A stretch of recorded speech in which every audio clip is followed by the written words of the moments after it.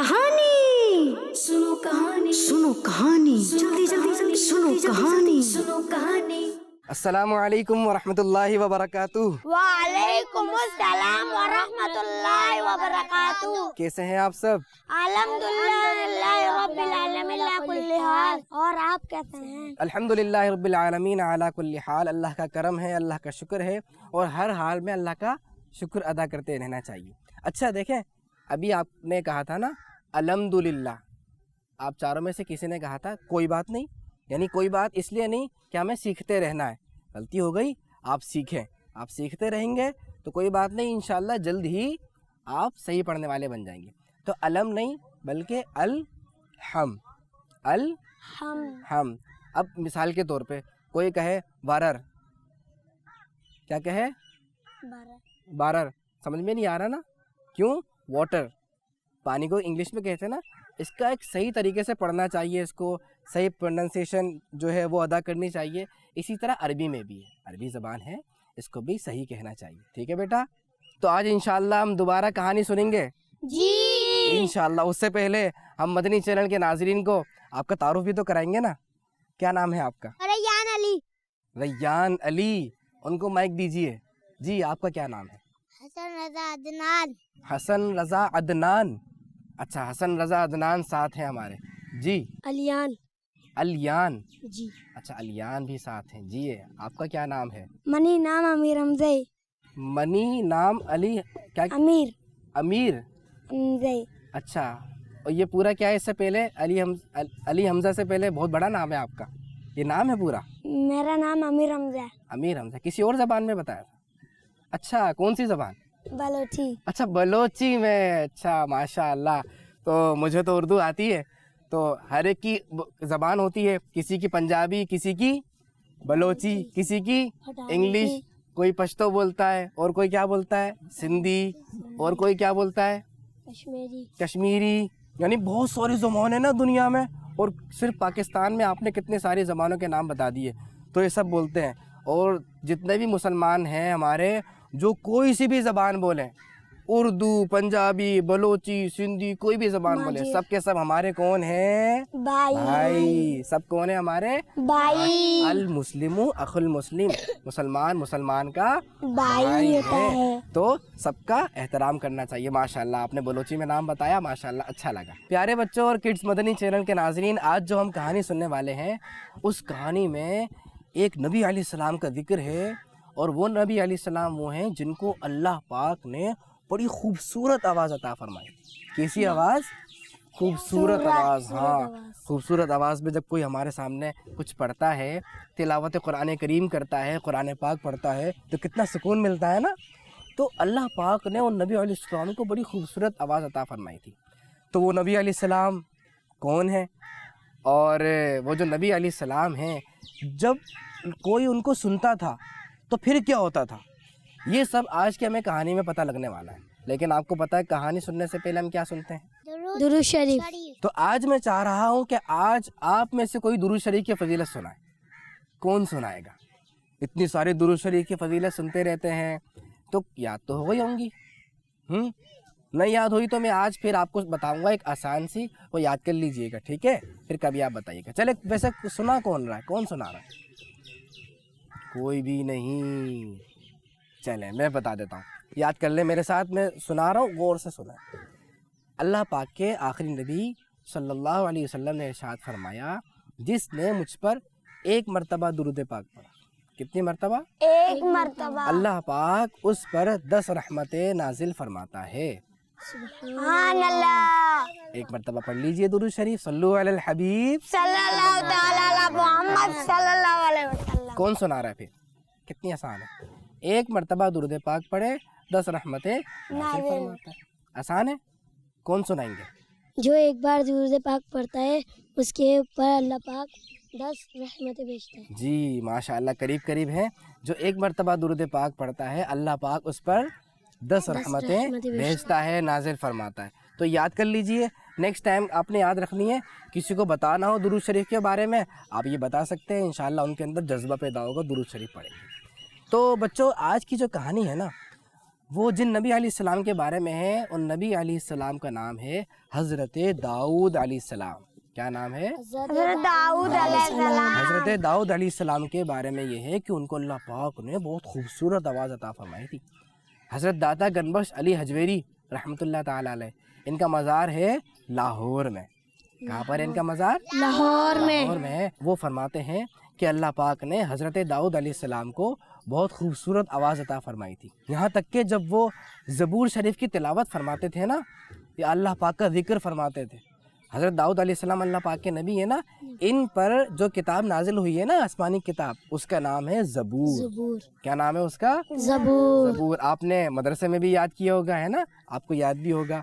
تو زبور شریف کی تلاوت فرماتے یا اللہ پاک کا ذکر فرماتے تھے تو پتہ ہے کیا ہوتا تھا؟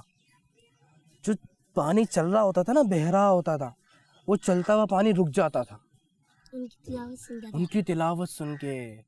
اور اسی طرح جو وہ ہوتے تھے نا جانور، اپنے اپنے گھروں میں، جانوروں کے بھی گھر ہوتے ہیں نا، کوئی غار میں رہتا ہے، کوئی کہاں رہتا ہے، جیسے ہمارے اپنے گھر ہوتے ہیں.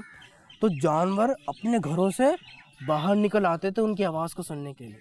اور یہ جو پرندے ہوتے ہیں نا، پرندے ہوا میں اڑتے ہیں نا، تو پرندے جب آپ کی آواز سنتے، آپ کی تلاوت سنتے، اتنی پیاری پیاری تلاوت، تو وہ زمین پہ گر جاتے تھے اور بسا اوقات ایک مہینے تک بے ہوش ہو جاتے تھے، کھانا پینا بھول جاتے، اتنی پیاری آواز. اور ایک مرتبہ تو آپ تلاوت فرما رہے تھے، اتنی پیاری آواز میں تلاوت کر رہے تھے کہ لوگ نا ان کی آواز میں گم ہو جاتے تھے اور اللہ کی محبت میں وہ اپنی جان دے دیا کرتے تھے.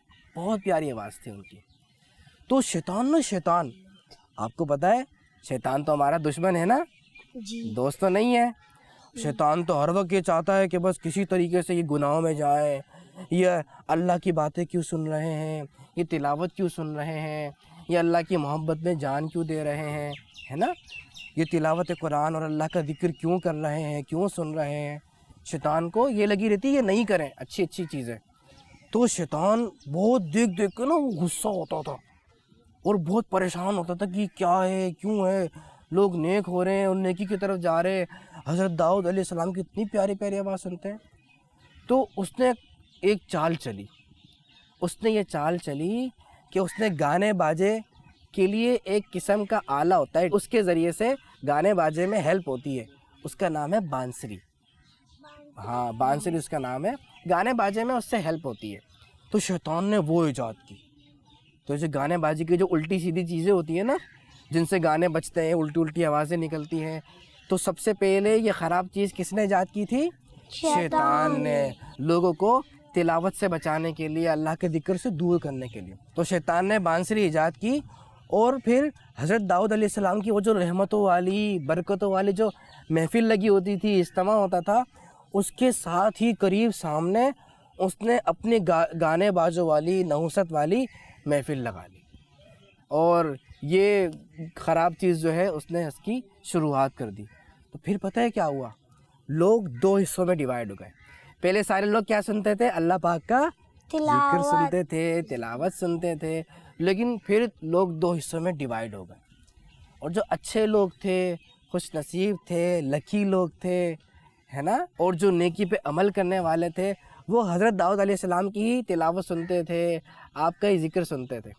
لیکن جو برے لوگ تھے، جو خوش نصیب نہیں تھے، وہ برے راستے پہ چلے گئے اور شیطان کا جو ہے گانا باجا انہوں نے سننا شروع کر دیا اور اپنی جو آخرت ہے، دنیا ہے، سب تباہ کرنا شروع کر دی.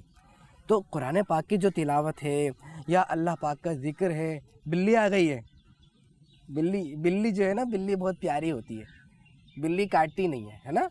آپ کسی کو کچھ بھی نہیں کہیں گے تو کوئی بھی جانور آپ کو پریشان نہیں کرے گا. بلی کو ماریں گے، جو ڈاگ ہے اس کو تنگ کریں گے تو پھر وہ بھی تو کاٹے گا نا، وہ بھی بلی پنجہ مار سکتی ہے. تو آپ نارمل رہیں گے، وہ آئیں گی، گھومتے گھومتے چلی جائے گی.